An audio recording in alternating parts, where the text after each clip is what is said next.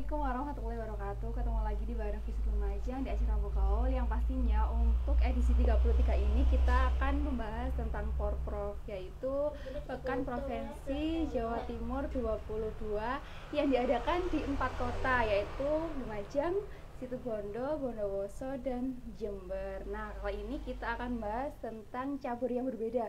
Sebenarnya yang minggu kemarin tuh kita udah bahas tentang Porprov, tapi kita fokus di cabur sepak bola. Kali ini kita fokus di selam kolam. Nah, kalian tahu nggak sih apa itu selam kolam? Kita bersama-sama bakalan ngobrolin tentang selam kolam bareng pelatih selam dari Lumajang. Nah, kita boleh undang dulu Kak Januar yang kali ini akan menjadi narasumber kita hari ini. Kita di volume 33 ini mengambil tema tentang Lumajang mental pemenang, testimoni sang pelatih selam. Kalian tahu nggak sih sebenarnya selam kolam ini banyak yang nggak tahu apa sih, gimana sih olahraganya. Nah, pastinya nih kalian kan akan penasaran ya. Kita invite dulu Kak Januar. Nah, buat teman-teman nih boleh banget nanti kita boleh tanya ke narasumber kita, nanti kita akan tanyakan ke Assalamualaikum Kak, selamat malam. Waalaikumsalam malam. Boleh kenalan dulu nih bareng Visitor Lumajang. Ya, boleh. Sama dulu Visitor Lumajang. Halo kawan-kawan di situ Lumajang. Saya Januar, pelatih Islam dari Lumajang. Keren Terus sih. ya, selain ngelatih saya juga jadi guru di Semen Negeri 5 Lumajang. Masya Allah, sangat menginspirasi banget ya. Udah menjadi pelatih selam dan juga menjadi guru. Nah, kalau boleh tahu juga kabarnya nih dapat emas ya Kak untuk Porprov 2022. Alhamdulillah dapat emas dan pecah rekor. Ya, sebelumnya kan sudah pernah juga kan dapat emas di tahun 2019 di Gresik, Porprov 2019.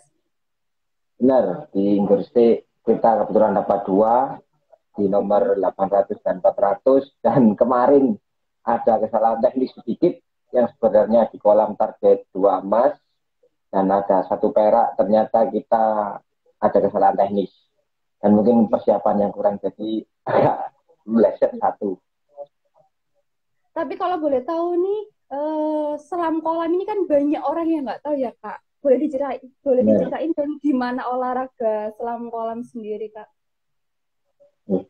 Kalau sebenarnya selam kolam itu mungkin kebanyakan orang berpikir seperti yang pakai tabung kayak kita di laut, pakai snorkel, pakai kacamata. Sebenarnya bukan seperti itu. Kalau selam kolam itu mungkin hampir sama seperti berenang. Cuma mungkin di selam ini ada tambahan alat, kacamata, snorkel, dan ada namanya monofin yang seperti kaki duyung, seperti mermaid. Nah, jadi mungkin itu yang membedakan antara selam dan renang. Jadi bukan selam itu seperti kita pakai tabung atau gimana, kita menyelam dalam, bukan. Itu memang kalau aslinya memang seperti itu, cuma ada perbedaan nomor di setiap cabur selam.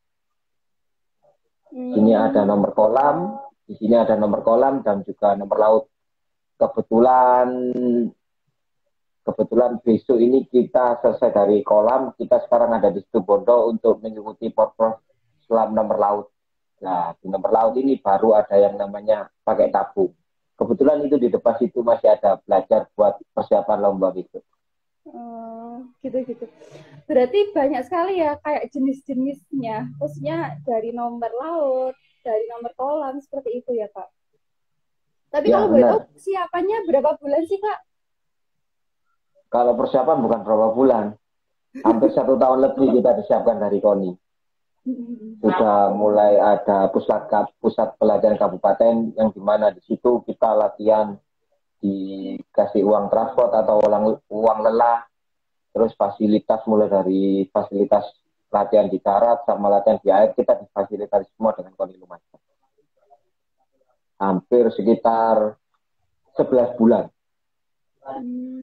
kita persiapan porprov. Mulai awal pandemi, pandemi pun juga kita mulai persiapan latihan mandiri meskipun dengan keadaan yang sulit ya, dalam arti sulit itu fasilitas seperti kolam karena kita ditutup, kita bisa latihan di tempat lain.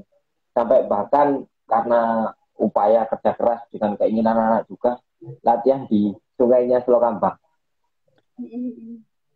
yang kita sampai latihan di sana. Tapi kalau boleh tahu pemilihannya sendiri itu gimana, Kak? Apa ini masuk ke apa namanya organisasi POSSI, tahu nggak, Kak? Persatuan Posi, Posi. Selam Indonesia. Heeh. Ya, Persatuan Olahraga Selam seluruh Indonesia. Ya benar, memang ada perbedaan antara renang sama selam.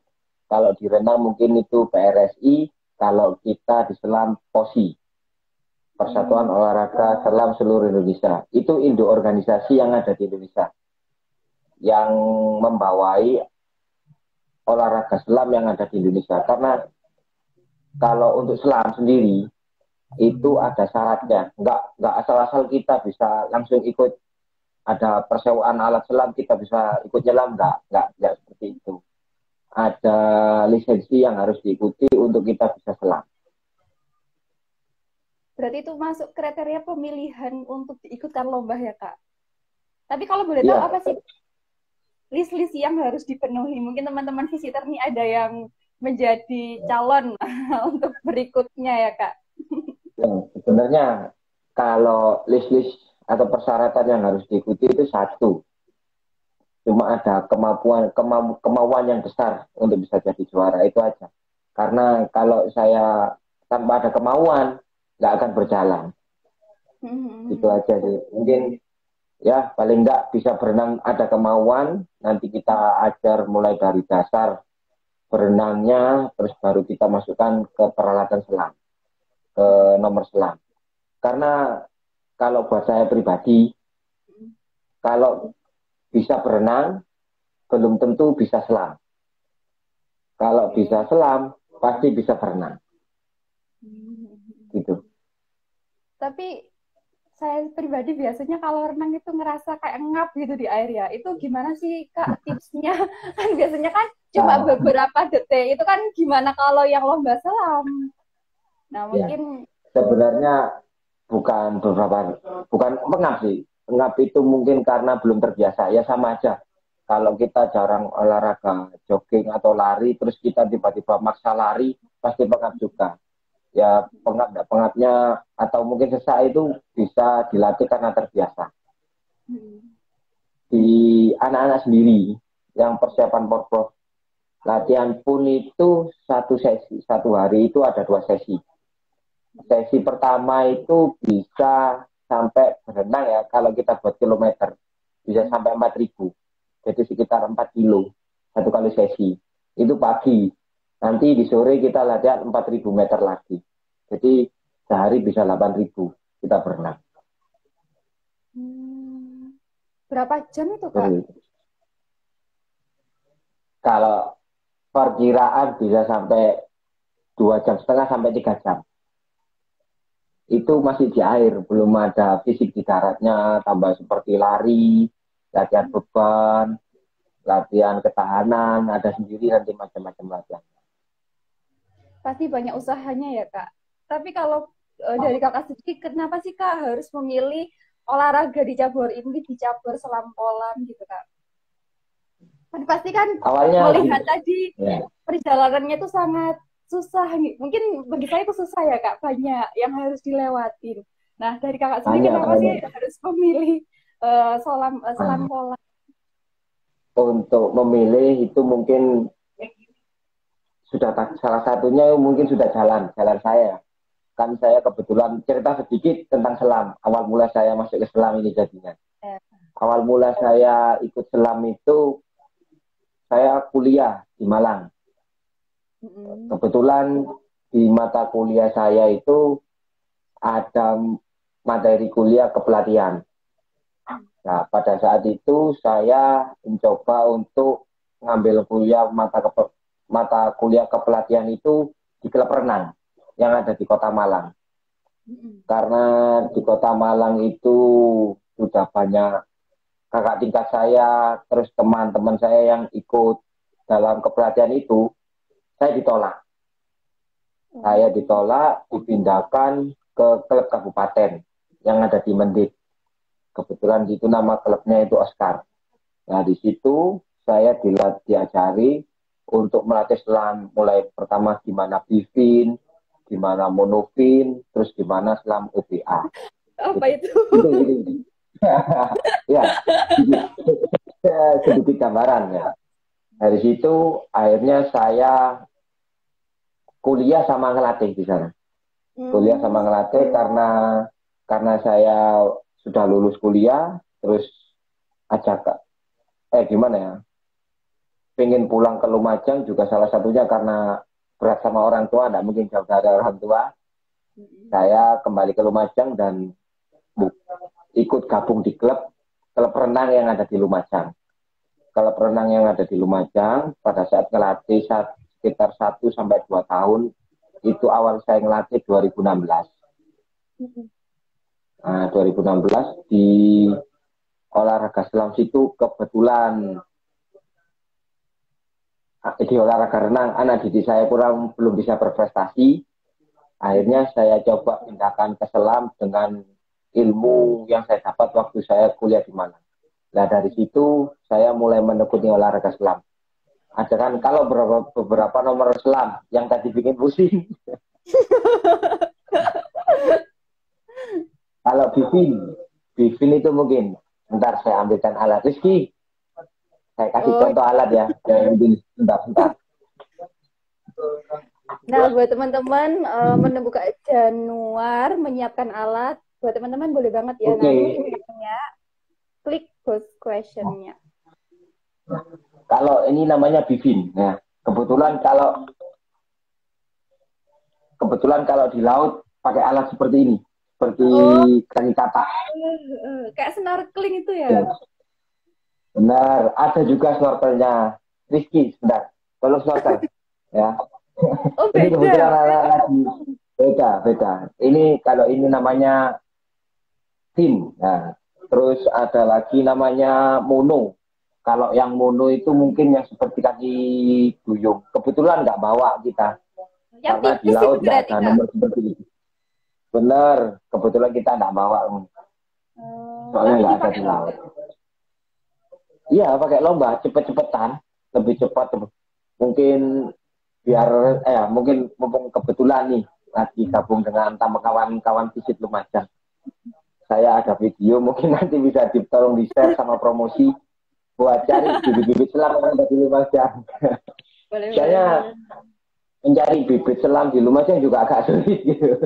Kalau mungkin ada bantuan ya alhamdulillah kita bisa regenerasi atlet selam yang ada di Lumajang.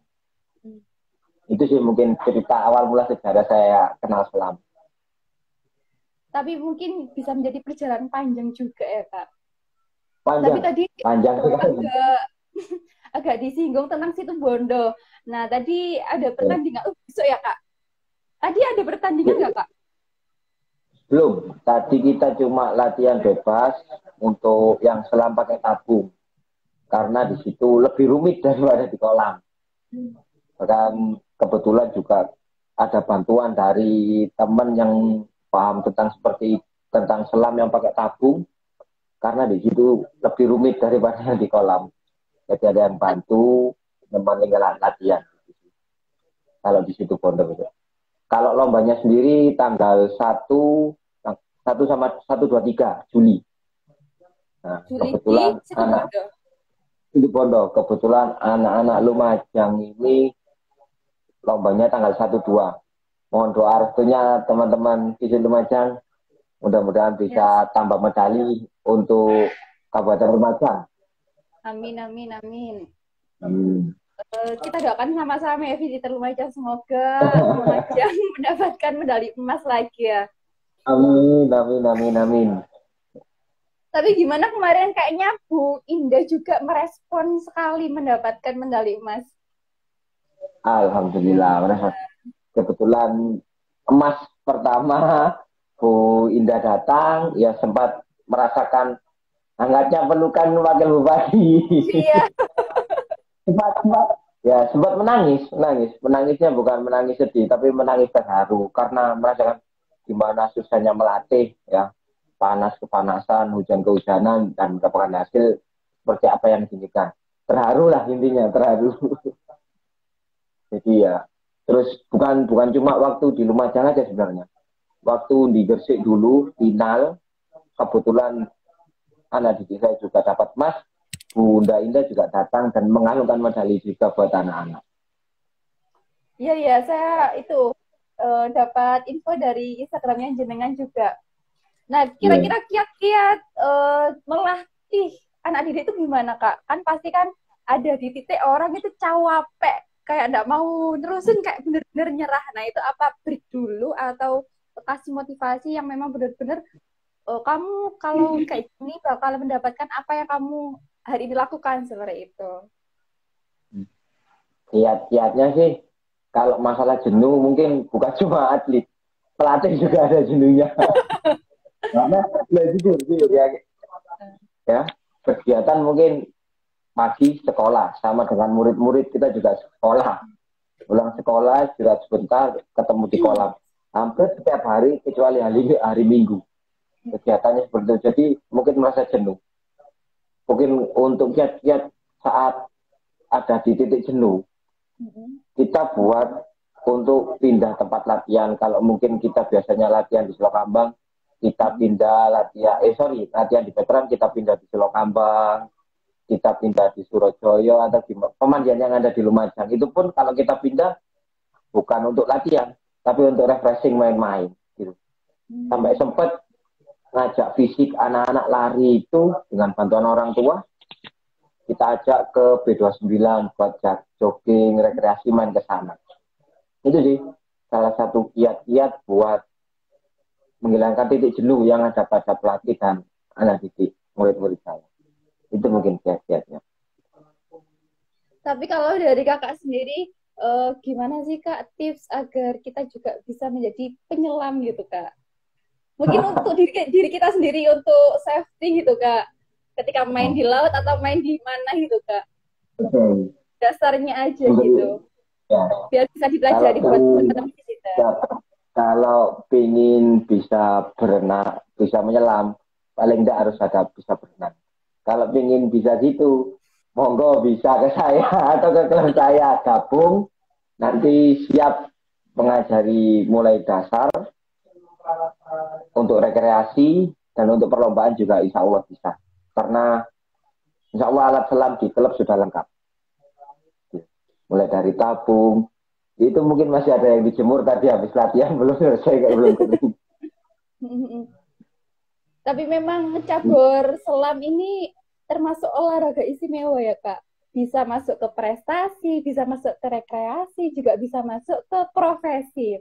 Padahal kan untuk cabur selam sendiri itu lebih ke lingkup angkatan laut ya kak. Tapi kenapa sih kakak sebagai guru juga ikut terjun melatih gitu kak? Motivasinya apa? Motivasinya bukan untuk apa ya. Kalau saya sendiri pribadi ingin mengantarkan anak-anak ya ke titik prestasi tertingginya, gitu aja. Kalau masalah penyelam nggak harus tentara angkatan laut, enggak. Banyak kok di banyak di antara mungkin yang pekerjaannya memang di selam, itu seperti tukang las bawa air, banyak mungkin pekerjaan seperti itu. Bukan hanya tentara. Dan kebetulan ini kalau anak-anak waktu persiapan di laut ini dilatih juga dengan tentara. Gitu. Jadi kalau tujuan saya mungkin mengantarkan anak-anak untuk bisa berprestasi dan melangkah ke jenjang hidupnya yang lebih tinggi. Ya mungkin setelah, ya kebanyakan dari atlet-atlet selam masuk setelah lulus sekolah, kalau dikerja kebanyakan banyak yang jadi tentara angkatan laut. Dan salah satunya kemarin dari Lumajang yang dapatkan emas, rencananya besok mau daftar ke angkatan laut. Ini anaknya di depan saya ini lagi lihat. Ya semoga dilancarkan ya. Amin. Pengen gabung katanya biar terkenal juga. Ananda Kak Rijal ya kalau nggak salah. Rizky Rizky. Hidayatullah. Sorry, sorry, sorry. Ya, Rizky. Ini katanya pengen gabung dia. Nah, sini. Oke, kemana? Ya, kebetulan sama rambutnya. Ini ya kemarin dapat Halo Kak. satu emas, satu perak. Sempat pecah rekor. Halo, Riz. Halo. Ini Halo masa. Kak. Boleh dong sedikit tipsnya biar tetap semangat dan termotivasi gitu Kak. Kan pasti sampai di titik ini pasti sulit dong. Nah, Nah sulit. nih, Nah, ya latihan tiap hari pagi sore. Terus ditunjang sama sarana prasarana dan suplemen dari Kabupaten Lumajang. udah.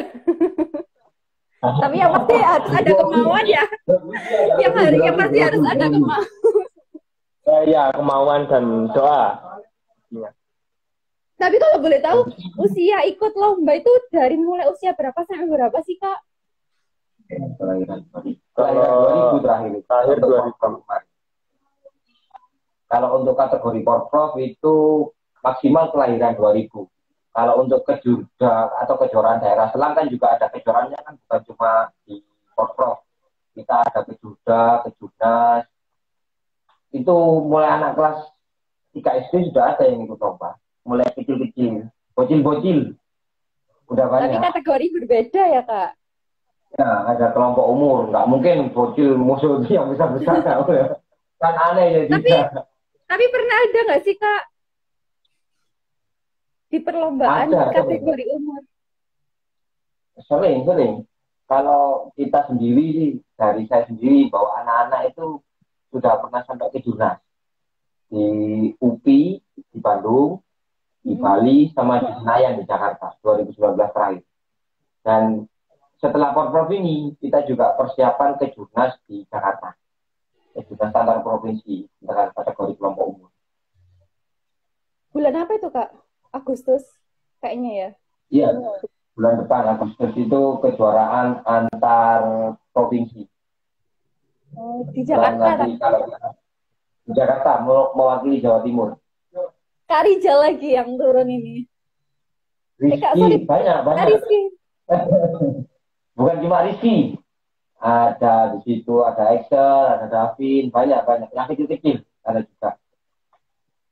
Bukan sebenarnya ada kan kebetulan Rizky ini kalau latihan kan di veteran.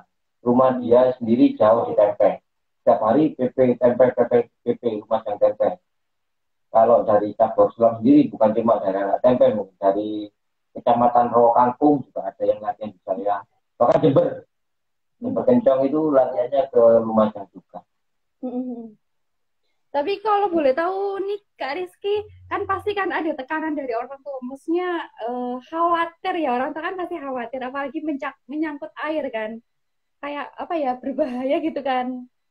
Nah, kira-kira gimana sih cara meyakinkan orang tua bahwa saya lo bisa di cabur ini, saya lo mampu menghasilkan apa yang diharapkan seperti itu Kak. Ya Ayo mungkin gimana Kak dengan Rizky? menunjukkan hasil akhir aja. Hasil Tapi kan akhir yang pasti, berbicara.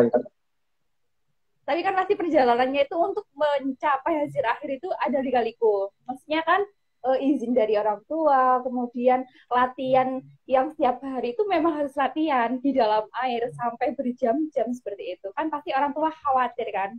Ada dari sisi orang tua khawatir kayak gitu. Mungkin kalau sisi khawatir nggak ada sih, cuma ya apa ya, soalnya ikut di olahraga air sudah 12 tahun, jadi ya udah mungkin pasrah sama pelatih aja. Ya. Sampai dimarahin pelatih apa kata pelatih udah. Dalam jangka 12 tahun itu memang itu dorongan dari orang tua atau memang minat kakak sendiri Kak? Mungkin satu keluarga juga dasarnya mungkin suka olahraga, tapi dulu bukan karena masuk olahraga air, bukan karena kemauan, karena satu masalah di tubuh. punya penyakit asma jadi diikutin ke renang. Terus mungkin ada perkembangan jadi lanjut sampai sekarang. Oke, keren sih. Oh iya, aku juga mau ingetin nih buat teman-teman visitor nih yang mau tanya, boleh banget tanya, yang mau ditanyain terkait selam kolam terutama. Nah, kan orang kan banyak yang nggak tahu nih, apalagi itu menjadi minat sendiri karena bisa menjadi prestasi, kreasi, hingga profesi.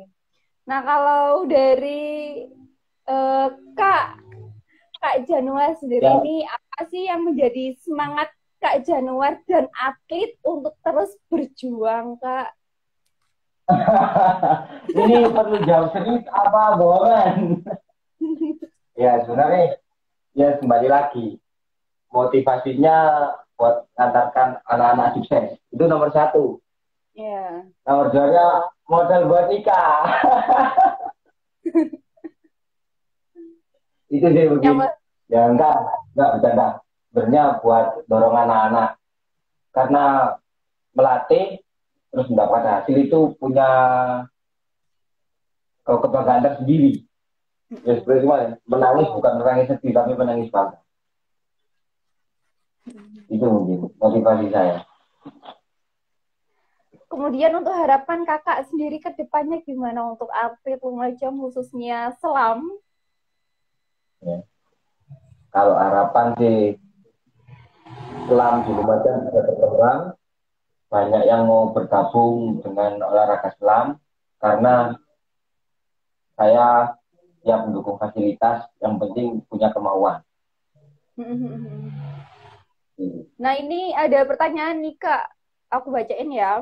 Dari Kak L Rituan 13, pernahkah nggak coach atletnya mau direkrut daerah atau bahkan mungkin dari luar negeri? Dan kalau pernah, responnya gimana, coach? Terima kasih, terima kasih. Kalau direkrut atlet daerah, pernah waktu persiapan setelah Porprov di Gresik 2019 direkrut atau diminta bergabung dengan Provinsi Papua untuk persiapan PON di Papua. Oh, pon, Ya, kebetulan pernah diminta gabung ikut PON atas nama Papua waktu itu. Itu sih perekrutan atau tawaran paling wah buat saya sebagai pelatih. Tapi mungkin waktu pada saat itu karena usianya masih SMP kelas 3 dan karirnya ingin panjang, saya ingin lebih lama di Jawa Timur, terutama untuk bela Porprov, persiapan Porprov ini, dan saya kasihkan. Jadi tetap saya fokuskan di Lumajang. Waktu itu mungkin tawaran buat pindah ke sana juga lumayan mahal. Tapi tetap Lumajang yang di hati ya, Kak. Tetap Lumajang saya. Tapi kemarin, tadi aku juga baca-baca memang selam kolam itu baru pertama kalinya di PON Papua ya, Kak? Enggak. Sebenarnya di Jawa Barat juga ada. Palembang juga ada. Udah sering. Bahkan SEA Games itu ada. Bukan SEA Games yang kemarin, SEA Games yang Indonesia jadi tuan rumah Jakarta Palembang, selam juga ada.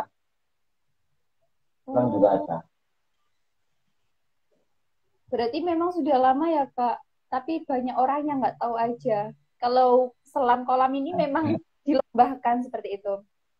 Ya, message-nya orang memang nyelam itu dikira berenang dalam-dalam, bukan seperti itu.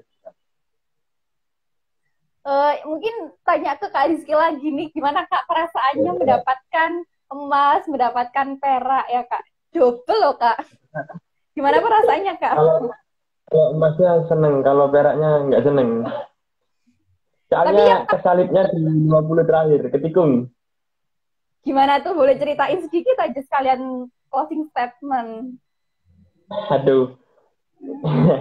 Ya kemarin pas di nomor 400 ya alhamdulillah dapat emas, terus di hari ketiga nomor terakhir 800 yang seharusnya emang seharusnya emas tapi belum rezeki mungkin. Kesalipnya di 15 meter terakhir.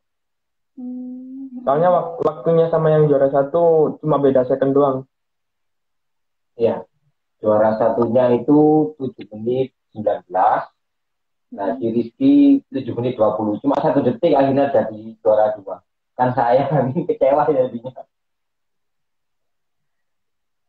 Berarti itu hitungan waktu ya termasuk ya. Meskipun berapa meter itu tetap hitungannya hitungan waktu. Iya, hitungan waktu.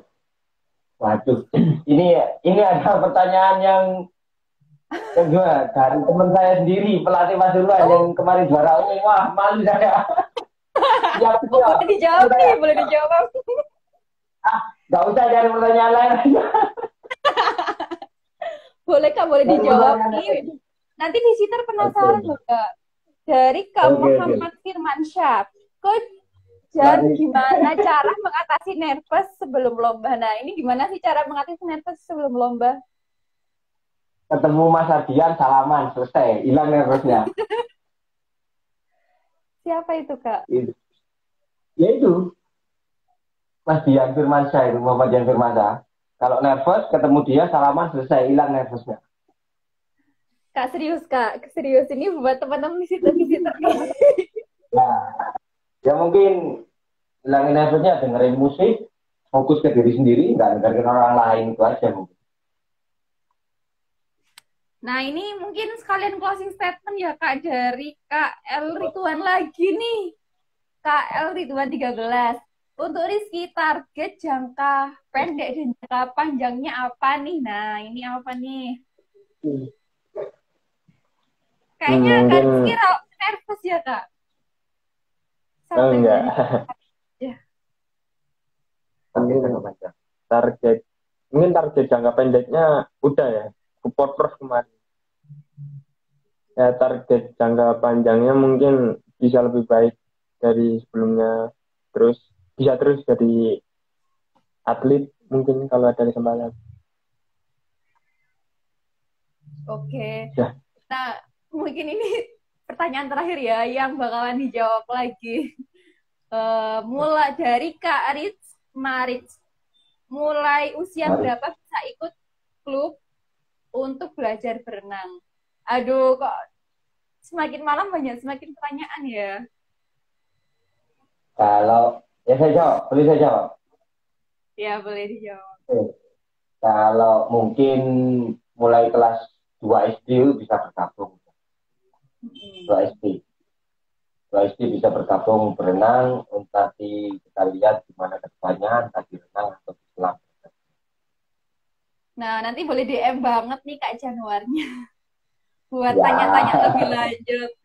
Oke, yang terakhir, paling terakhir, sorry ya teman-teman visitor. Ini pertanyaan paling terakhir dari Kak Nur Aini 1991. Kak mau tanya, apakah kalau selam kolam itu tidak bisa menguasai selam di laut, Kak? Atau bagaimana? Karena mungkin kan ada perbedaan yang sangat spesifik dari keduanya.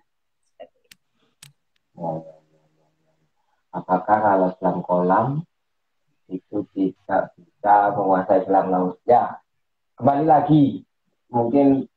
Ini mungkin pertanyaan buat teman-teman yang kurang tahu ya. Bisa sedikit saya jelaskan. Beda antara selam di kolam dengan di laut. Jadi ketika kita selam di laut mungkin cuma pakai bibis dan pakai tabung. Kalau di kolam kita pakai tabung juga pakai bibin dan munu. Jadi kalau di kolam itu ada 3 nomor, ada 2 nomor. Di laut juga ada 2 nomor, jadi beda. Bukan masalah nggak bisanya menguasai di laut, bisa, pasti bisa. Itu aja. Tapi yang penting olahraga ya Kak, kan pastinya kan ngap. Kalau saya sendiri mungkin ngap kalau berjam-jam di air. Belajar dulu biar nggak ngap. Oke Ya, Kak, thank you. jadi kok. Siap, sama-sama, oke. Thank you untuk malam hari ini ya Kak. Nah buat teman-teman terima kasih untuk sudah join di live kita hari ini. Yang ketinggalan banget nanti bisa ke channel YouTube Visit Lumajang atau untuk yang ketinggalan informasi-informasi tentang Lumajang, bisa banget kalian follow akun Instagram, Facebook, TikTok, Visit Lumajang. Thank you, Kak. Oke, assalamualaikum. Waalaikumsalam.